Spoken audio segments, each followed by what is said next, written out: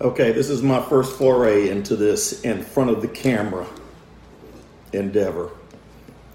So everybody bear with me. I see all these people doing this. It looks to be so simple. I'm a professional photographer by trade, and some of my methods can make my clients a bit uneasy until they get used to it and they forget what they're doing, and I get what I really want when they start becoming themselves. It's a method I use to basically bring people at ease, but it can be a little bit startling at the beginning. It's a process, but it works, so I use it. Anyway, because of knowing this, it really scares me being in front of the lens instead of being behind the lens. But anyway, that's not what I started this today to talk about. What I really want to bring up and talk about is the hypocrisy and this false victimhood that a community that I grew up being a part of does today. It just astounds me, the lack of education, the inability to even see where they have come from to get to where they think they are now. I just went online. I know the very first black millionaire in the United States. I mistakenly think it was C.J. Walker. I knew Madam C.J. Walker, I should say. It's the lady who invented the black hair care product, learning how to straighten black hair so that black people could look more white. How about that for an irony?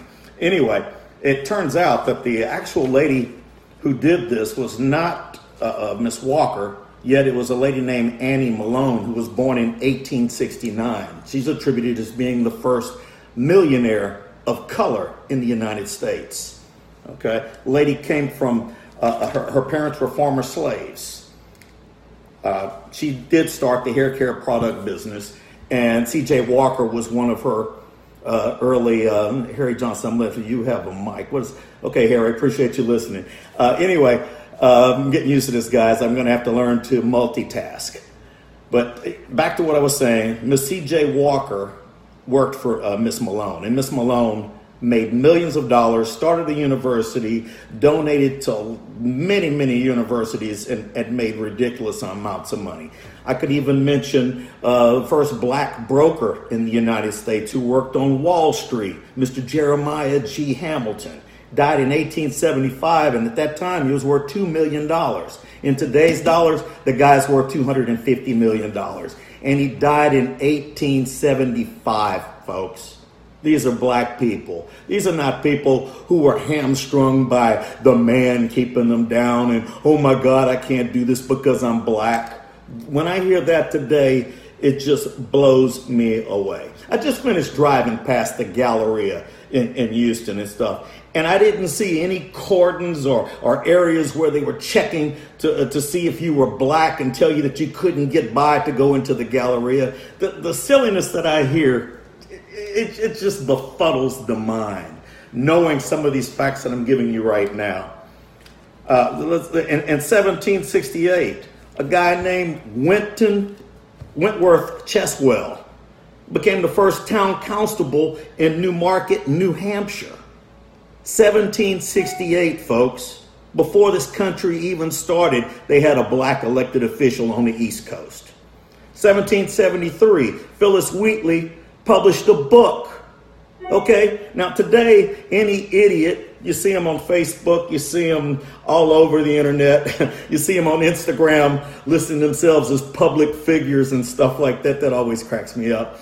That anybody today can get a book published online and stuff. It's no major feat. But back here, 1773, a black lady got a book published. Okay, that's an accomplishment for, hell, that would have been an accomplishment for a white lady to do in 1773. 1778, the first Rhode Island regiment. Yes, in 1778, there was already a black regiment. Okay. 1783, Dr. James Durham was the first black man to practice medicine. And I note here and stuff, he had no medical degree. At that time, I don't think a whole bunch of the doctors had medical degrees. Anyway, the reason I'm bringing this out is I get so tired of hearing about I'm oppressed here and I can't do that because the man is against me. The only person that's holding you down is yourself and your belief that the Democratic Party is out to help you. That one blows me away. That one just knocks my socks off every time I hear it. Hell, they're out there fighting for illegal aliens to cross the border. They're out, and these people are coming in here and taking your jobs. They're out fighting now even for MS-13. Murderers and rapists and killers, and they're beheading people. These are the people that the Democratic Party is standing up for now. When was the last time you saw a Democrat bring some money into your community? Everybody that's watching me from Third Ward, what has Sheila Jackson Lee done for you?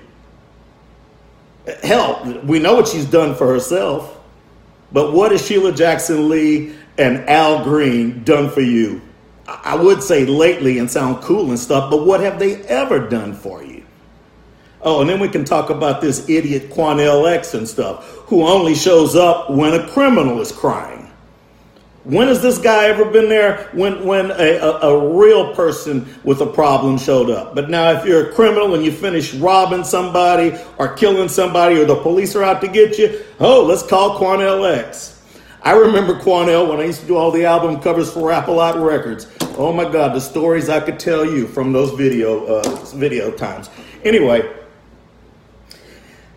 I have a unique perspective on this. I grew up in America. I was born in 1958, and I grew up born in Lafayette, Louisiana, raised in Beaumont, raised as a black man. Was told I was black all of my life. Okay, mother and father, great people, Louisiana background, a French Creole, Cajun ancestry, and you're looking at the video, so you see what I look like. When I'm in New York, I'm Puerto Rican. When I'm in Miami with a buddy of mine, I was Cuban. I'm everything but what I was told I was.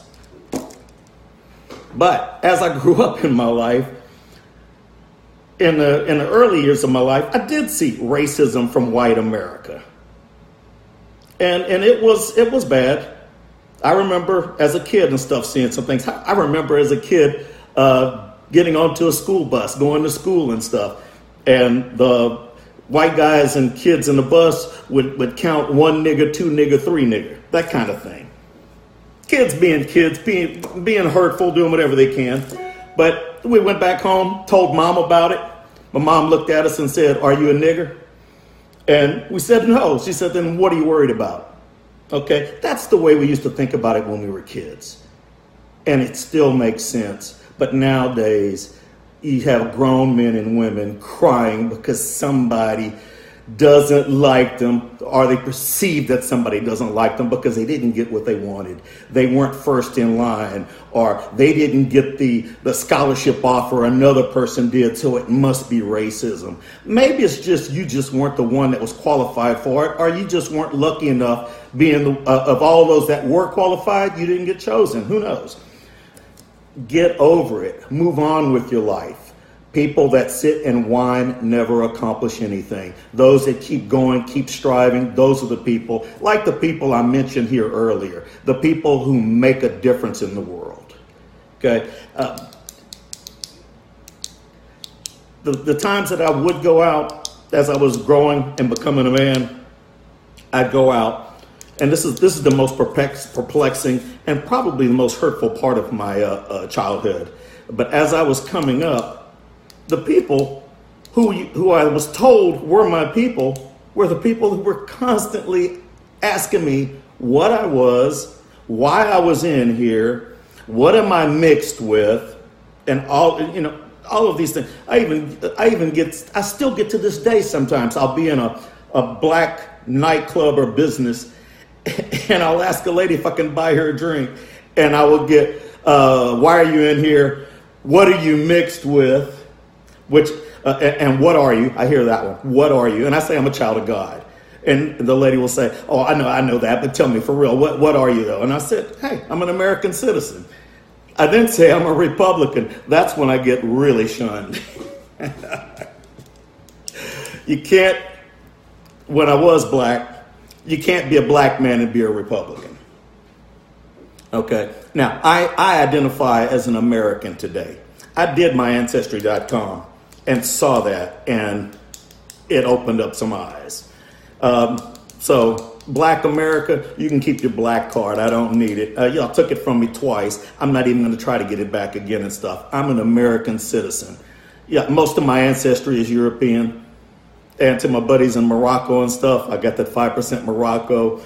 Yusuf and you guys, yeah, they recognize me. You want to hear one of the funniest things? 5% of me is actually Nigerian. I told this to my baby sis, and I have some Nigerian friends. Some of them are doctors here in town.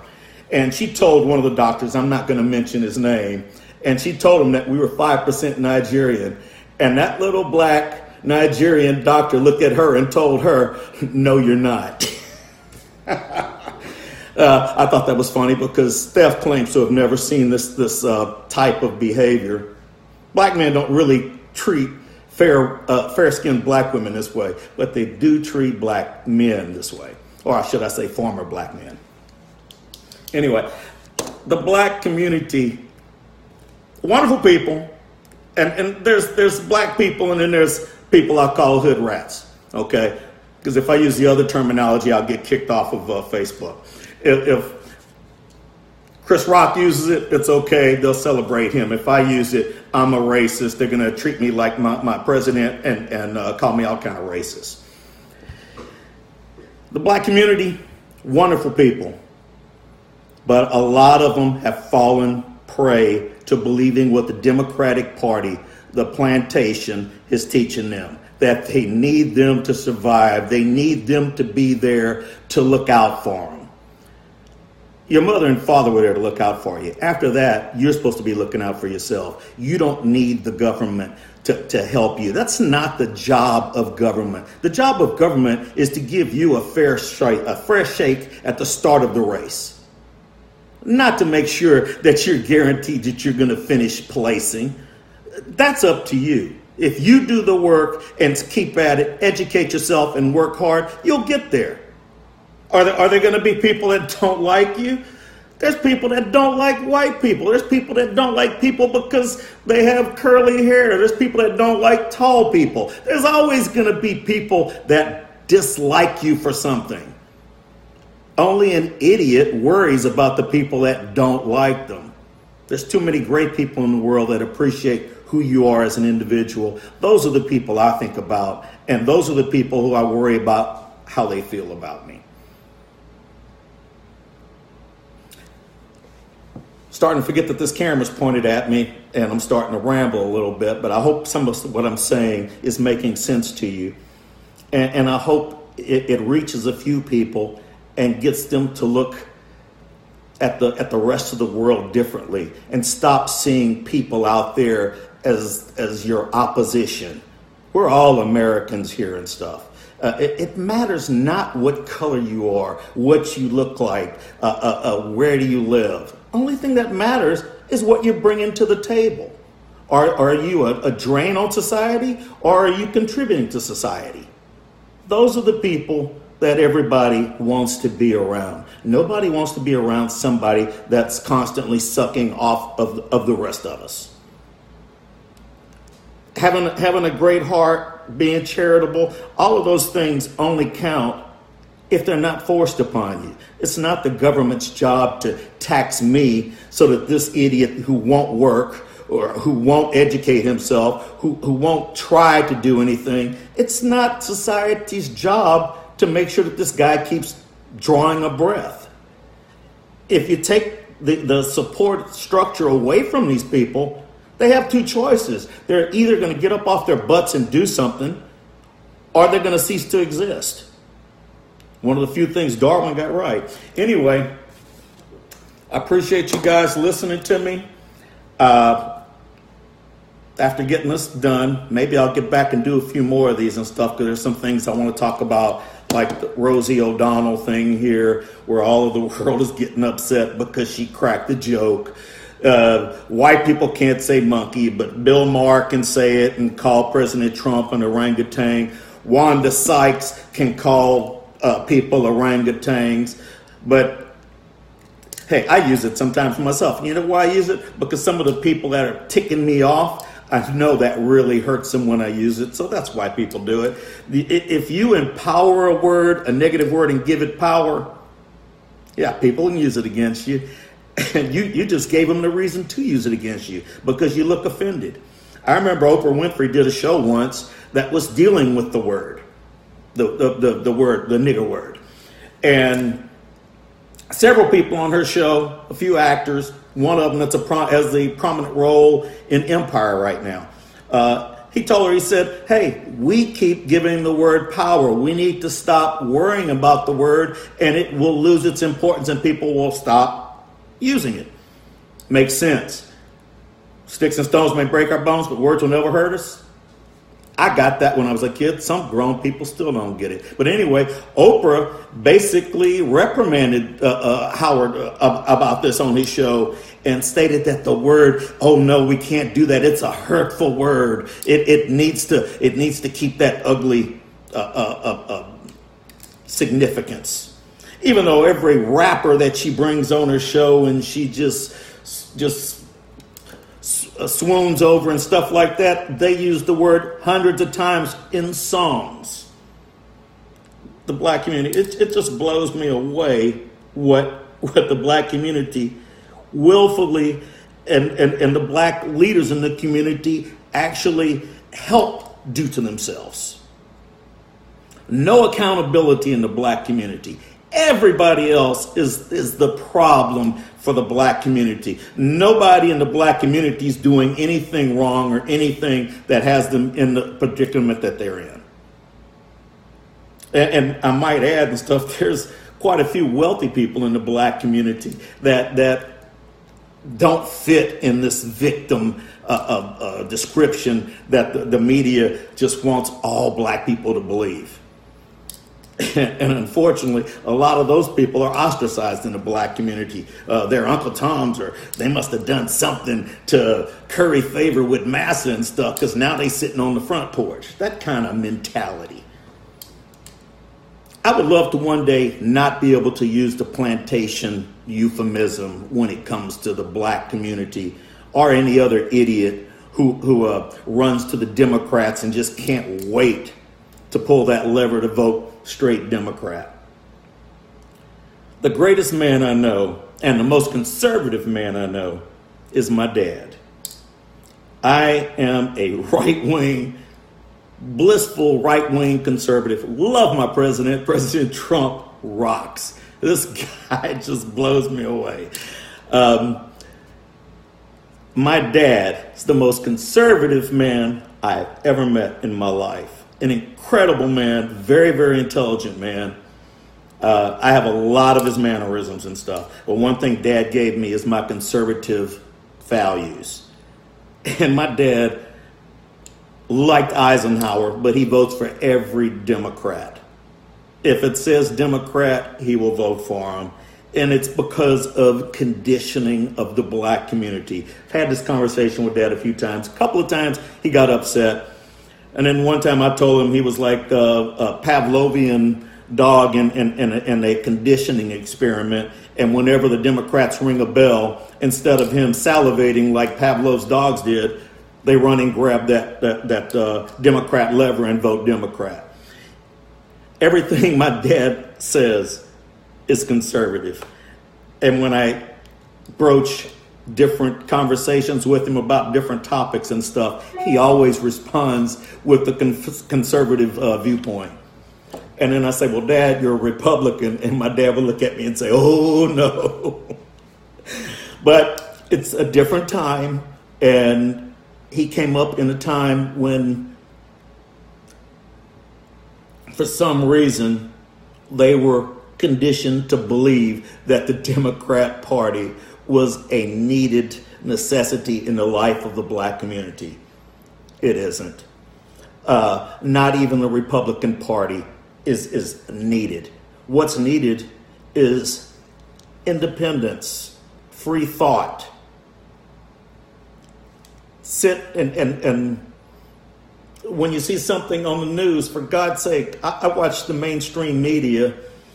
It's like watching what's the TV show that comes on TMZ, the mainstream media, CBS, NBC, ABC, MSNBC, and CNN, for God's sakes. It's like watching TMZ. They are productions. They are putting out what they want the masses to believe. In short, they are straight out lying to the American people. They're conditioning you. They're creating victims. They're putting you in positions to make you react the way they want you to react. So I watch them for an entertainment value. Then I get online and do my research. I investigate. I look not just at one article that answers a question I give, but I look at 4 or 5 or 6 or 7 or 20 articles. Then from those articles and stuff, you can start seeing a commonality, and the truth starts coming out and the lies and stuff fade out. The problem we have today is most people watch the mainstream media and are too lazy to get online and do the research. People come to me all the time. Well, how do you know this? Where'd you find that out? My God, these same people that are asking this are online with me. They're emailing me. They're texting me. They have all of the same abilities. They can Google the question and read. But people don't want to do what they need to do. They want to look at that idiot box, which is what it is, and be the idiot. I don't know how long I've been on here. I've covered most of the stuff that I've scribbled on here that I felt I needed to talk about and get this off of my chest. I think I'm going to do this again. Please email me, text me, call me. Let me know what you thought. Let me know if there's something that you'd like me to touch on again, or if there is something that you'd like to have an open discussion with me on. We can even do this online. Okay? But stop looking for the boogeyman in the closet or the Klansman. Democrats, black people. The Democrats invented and created the Ku Klux Klan. They were created to keep the Jews and the blacks from voting. And while I'm at it, let me add this to it. The National Rifle Association, the NRA, was created to protect freed black people and giving them the ability to protect themselves so they could go to the polls and vote.